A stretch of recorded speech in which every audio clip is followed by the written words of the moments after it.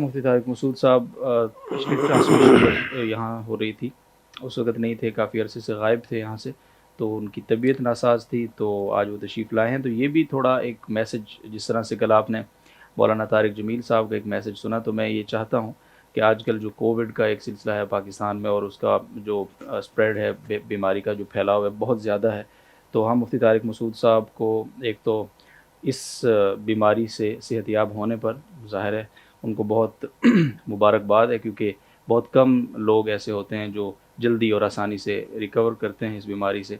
تو انہوں نے کس طرح سے اس بیماری کا مقابلہ کیا، ظاہر دعائیں اور بہت ساری نیک تمنائیں ان کے ساتھ تھیں، لیکن کیسے وہ اس میں مبتلا ہوئے اور پھر اس سے نکلنے میں کیسے کامیاب ہوئے، تھوڑا سا مصعب اس حوالے سے کوئی میسج اگر آپ.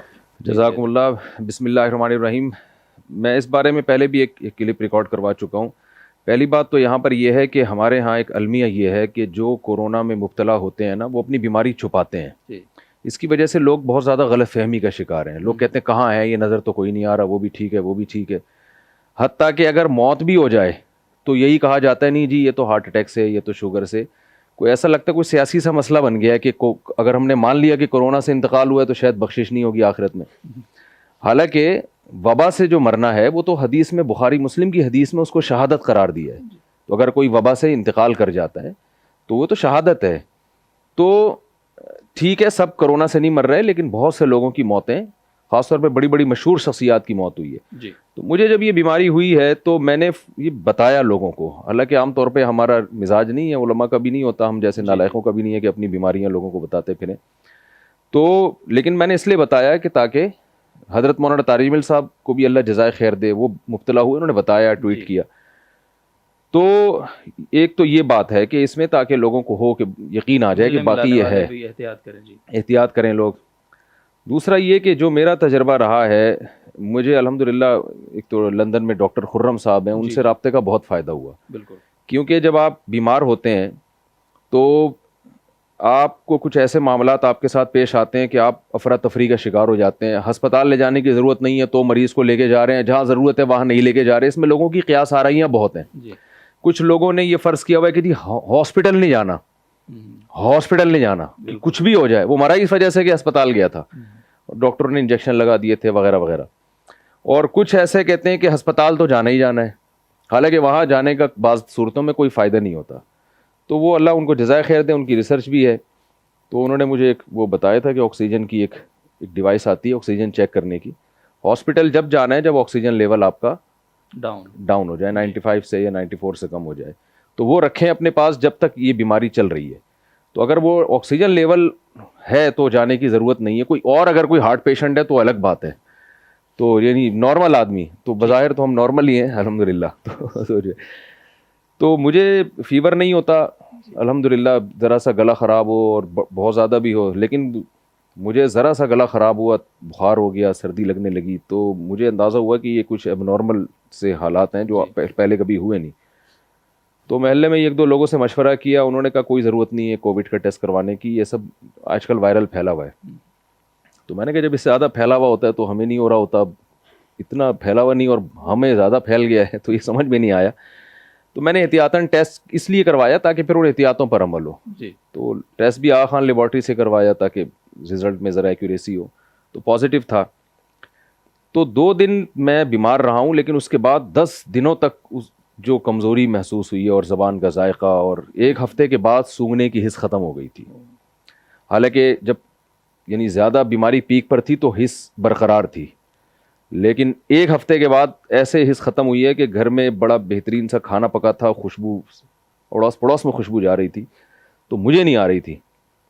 تو میں نے جا کے باقاعدہ دیگچے میں ڈھکن کھول کے سونگھنے کی کوشش کی ہے مجھے، کیونکہ میں سمجھ رہا تھا کہ جب یہ بخار ہوگا، اٹیک ہوگا، تو اس وقت یہ حس ختم ہوتی ہے. ڈاکٹروں سے رابطہ بے احتیاطی کی آپ نے؟ ہاں جی. نہیں، اس میں سونگنے میں ہم نے سانس نہیں لیا، صرف کھینچا ہے اندر. جی جی، صرف کھینچا ہے اندر، سانس اندر پھینکا نہیں ہے. یہ احتیاط ہم کر رہے تھے.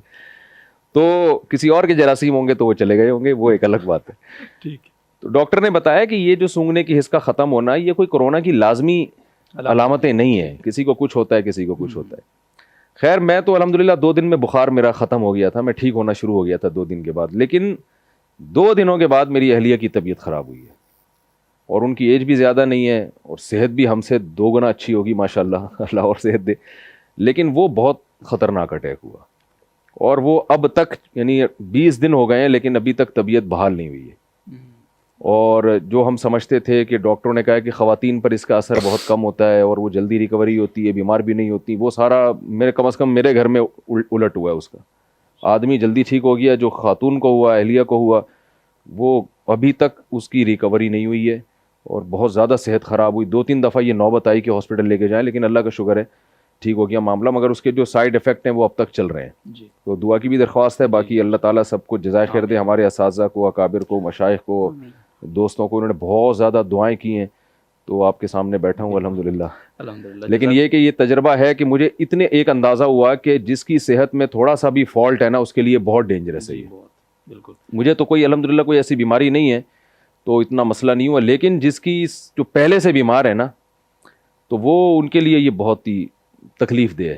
اللہ حفاظت فرمائے جی سب کی۔ بہت شکریہ آپ کی طرف سے، انشاءاللہ لوگ اس پہ مزید بھی احتیاط کریں گے۔ حضرت آپ نے کل مفتی مولانا طارق جمیل صاحب کی اگر وہ ویڈیو سنی ہو سر جی، کہ اس میں جس طرح وہ کمزوری سے بول رہے ہیں، جی جی، تو آپ اندازہ لگیں کس طرح، تو آپ بھی کچھ اگر تھوڑا سا اس پہ۔ بس کافی روشنی ڈالی حضرت نے۔ میں یہ کہنا چاہتا ہوں کہ ایک تو اس جو ہے نا وہ سازشی تھیوریوں سے نکلیں جی بالکل، اور حقائق کو سامنے رکھیں۔ ہمارے سامنے لوگ دنیا سے جا رہے ہیں، ہمارے بڑے بڑے قیمتی اکابر اسی بیماری میں دنیا سے گئے ہیں، اور بعد والوں نے اس کو چھپایا، یہ نہیں تھا، یہ تھا، یہ نہیں تھا، یہ نہیں کیا، یہ میری سمجھ میں نہیں آتا کہ اس کی وجہ کیا ہے۔ بالکل کوئی مجھے سمجھا دے، میں کافی عرصے سے یہ بات کر رہا ہوں کہ اس کو چھپانے میں کیا، یہ کوئی اللہ کا حکم ہے چھپانا؟ کیا کیا کیا ہے یہ؟ اور دوسری بات یہ کہ آج میں جمعے کے لیے ایک مسجد میں جاتا ہوں تو وہاں میں نے فاصلے رکھوائے ہوئے ہیں، جی تو آج مجھے ایک میسج آیا وہاں کے جو ناظم صاحب تھے ان کا، انہوں نے کہا کہ جی جب آپ فاصلے کا کہتے ہیں تو بہت سارے لوگ مسجد سے اسی وقت نکل جاتے ہیں، اور انہوں نے کچھ تھوڑا زیادہ مبالغہ کیا، بہت سارے نہیں نکلتے، ایک کا دکا کوئی نکلتا ہوگا، اور دوسرا بعد میں بھی آ کر تنگ کرتے ہیں۔ تو میں نے ان سے کہا کہ بھائی میں نے ترغیب دی فاصلوں کی آپ کو، تو کوئی اگر اس بارے میں اشکال ہے، کوئی آپ کے پاس اس کے لیے دلیل ہے، کوئی اور الجھن ہے، تو آپ مجھ سے مذاکرہ کریں، مجھ سے سوال کریں، دوسروں کو کیوں تنگ کرتے ہیں؟ میں موجود ہوں نا، جی آپ جتنا وقت لینا چاہیں گے میں دوں گا، لیکن میں فاصلے ختم کرنے کا قطعاً نہیں کہوں گا، میں اس کو ناجائز سمجھتا ہوں، اور وجہ اس کی یہ ہے کہ اپنے آپ کو دوسروں کی جان کو خطرے میں ڈالنے والی بات ہے۔ نماز میں قیام فرض ہے عمالات میں، لیکن ایک آدمی بیمار ہے اور اس کو قیام کی سکت نہیں ہے، تو قیام جو فرض ہے وہ ساقط ہو جاتا ہے۔ بیٹھ کر نماز پڑھنا جائز ہے نہیں جائز؟ بالکل بیٹھ کر نماز پڑھنا اس کے لیے مکروہ تو نہیں ہے؟ تو جب قیام جو فرض ہے وہ ساقط ہو جاتا ہے، تو جو صفوں کا اتصال ہے، مل مل کر کھڑے ہونا ہے، یہ سنت مؤکدہ ہے مفتابی قول کے مطابق۔ جی تو عذر کی بنا پر اگر اس سنت مؤکدہ پر عمل نہ کیا جائے تو نماز میں کوئی کراہت نہیں آتی، نماز بلا کراہت جائز ہو جاتی ہے۔